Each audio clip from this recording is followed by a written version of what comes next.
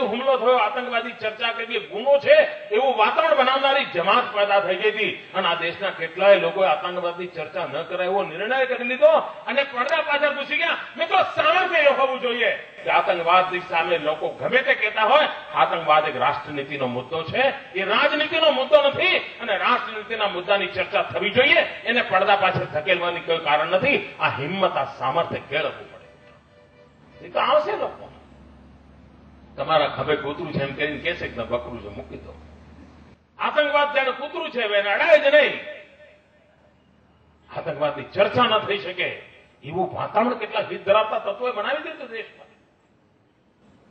મિત્રો, એની સામે હિંમત પેર ઝઝૂમવું પડે અને તેથી સામર્થ્ય એ લોકોમાં હોય છે કે જ્યાં વિપરીત વાતાવરણની વચ્ચે, વિપરીત તંત્રોની વચ્ચે પણ પોતાના નિર્ધારિત માર્ગને પસંદ કરીને ચાલતો હોય છે, ધ્યેયને પકડીને ચાલતો હોય છે, પરિવર્તન લાવવાનો સંકલ્પ કરીને ચાલતો હોય છે. એ જ મિત્રો સ્થિતિ બદલી શકતો હોય છે. શાળાની અંદર પ્રતિજ્ઞા બોલીએ છીએ કે પ્રતિજ્ઞા કરીએ છીએ, મિત્રો સંકલ્પ બોલીએ છીએ કે કરીએ છીએ, એ આપણી જાતને ઝકઝોળવી જોઈએ. મિત્રો, ઘણીવાર આપણે ઈચ્છાને સંકલ્પ માની લેતા હોઈએ છીએ. મિત્રો, ઈચ્છા એ સંકલ્પ નથી. ઘણીવાર તો તમને સવારે એમ થાય કે હું ક્રિકેટિયર બનવું, બપોરે એમ થાય કે નહીં પાયલોટ બનવું, સાંજે એમ થાય કે નહીં એન્જિનિયર બનવું, અને ઘેર સાંજે કોઈ સારા મહેમાન આવ્યા ને એ કંઈ બીજું કરતા હતા, આના કરતા આ ખૂબ સારું. મિત્રો, જેની ઈચ્છાઓ અસ્થિર હોય છે ને એને દુનિયા તરંગ કહેતી હોય છે.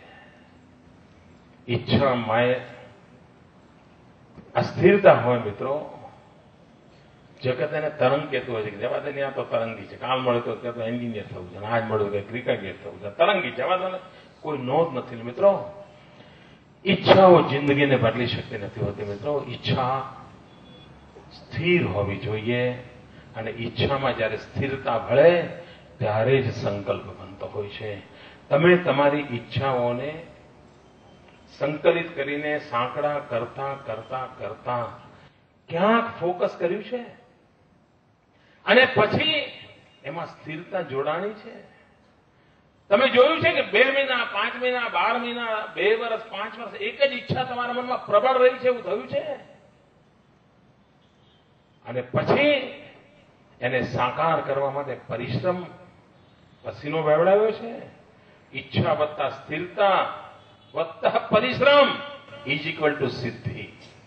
અને તેથી મિત્રો, સંકલ્પ, આ સંકલ્પનું એક સામર્થ્ય હોય છે. ત્યારે ઈચ્છા સ્થિર થયા પછીનો સંકલ્પ થયો હોય તો, સંકલ્પની અંદર પરિશ્રમનો અભિષેક થયો હોય તો જ સિદ્ધિ સંભવ હોય છે. યુવા જીવને આ તોલવું પડે કે મારી ઈચ્છાઓ તરંગ તો નથી થતી જતી ને, મારી ઈચ્છાઓ વાતાવરણને અનુરૂપ શેપ તો નથી લેતી ને, હું ઘણીવાર આમ તેમ કે હાલી ચાલી તો નથી જતો ને. મિત્રો, જેને જીવનમાં વિજય પ્રાપ્ત કરવો છે એના માટે ઈચ્છાઓ કામ નથી આવતી, એના માટે સંકલ્પ કામ આવતા હોય છે. એના માટે માત્ર સંકલ્પ કામ નથી આવતા, એ સંકલ્પને માટે જીવનને ખપાવી દેવું પડતું હોય છે. ભાઈઓ બહેનો, જીવનની અંદર ક્યારેક પ્રેરણા એક મોટી તાકાત હોય છે.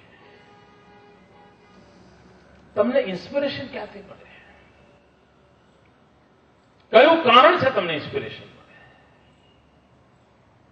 ત્યારે આપણે વિચાર કર્યો છે કે પ્રેરણાનું સૌથી મોટું સામર્થ્યવાન પરિબળ કયું હોય છે? મિત્રો, તમે દિવસભર પરીક્ષા આપીને આવ્યા હો, થાકેલા હો, બીજા દિવસના પેપરની પણ ખૂબ મહેનત કરવાની હોય અને મનમાં એમ થતું હોય કે આજે ઘરે જઈને 1 કલાક સહેજ આંખ મીચીને સૂઈ જવું અને પછી ફરી 8-9 વાગે ઉઠીને રાત્રે ફરી આખી રાત વાંચીશ, કાલે ફરી બધું જ. અને તમારો સ્વભાવ પણ હોય એવું બધું મહેનત કરવાનો. તમે બરાબર તનતોડ મહેનત કરતા હોય, તમે બરાબર પ્લાન કરી દીધો હોય અને લાગે કે બસ આજે ખૂબ થાક્યો છું, 1 કલાક તો મારે વચ્ચે કાઢવો જ પડશે.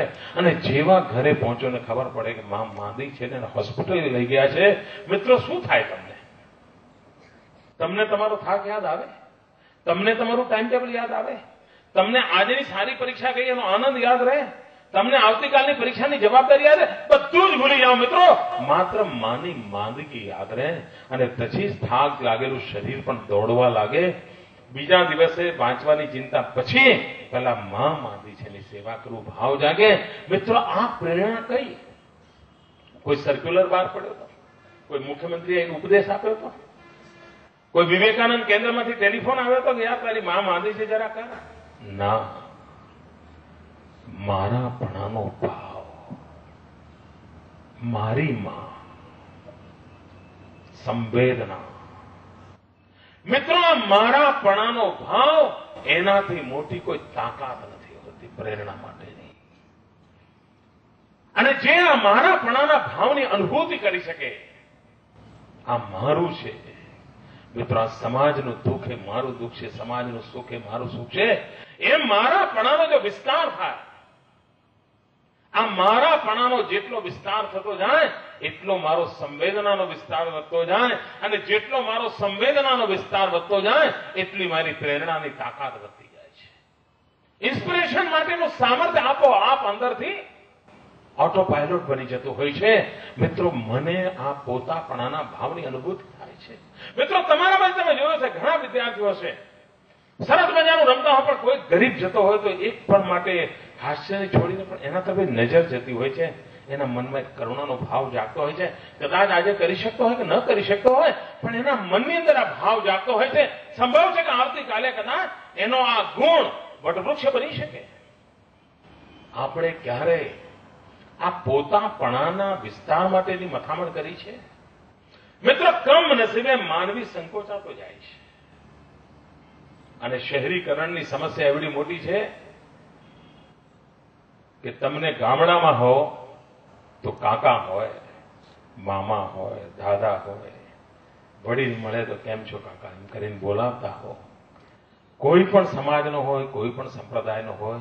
અને શહેરમાં હો તો તમને બધા સિનિયર સિટીઝન લાગતા હોય. એમાં ન કોઈ કાકા દેખાય, મામા દેખાય, કશું ના દેખાય, સિનિયર સિટીઝન દેખાય. મિત્રો, અપનત્વનો નષ્ટ થઈ જતો હોય છે. મિત્રો, ગામડાનો છોકરો 10મા ધોરણમાં પાસ થયો તો ગામ આખું કે મોહનભાઈનો રમેશ પાસ થયો. શહેરમાં 10મા ધોરણમાં પહેલા નંબરે આવ્યા હોય તો કે કોઈ પેલા સ્કૂલનો કોઈ છોકરો છે ભાઈ, એવું જાણ્યું છે. એનાથી વધારે કઈ નહીં. મિત્રો, આ અપનત્વ જો ઘટતું જાય તો સંવેદનાઓ ઘટતી જતી હોય છે. સંવેદનાઓ ઘટતી જતી હોય ત્યાં પ્રેરણા વિલુપ્ત થઈ જતી હોય છે. અને તેથી જ માનવ જ્યાં ધર્મને નિભાવવાનો હશે તો, આ મહાન સાંસ્કૃતિક પરંપરા જીવનને જીવી બતાવવાની હશે તો વ્યક્તિના જીવનમાં અપનાવવાની અનુભૂતિનો વિસ્તાર કેવી રીતે થાય?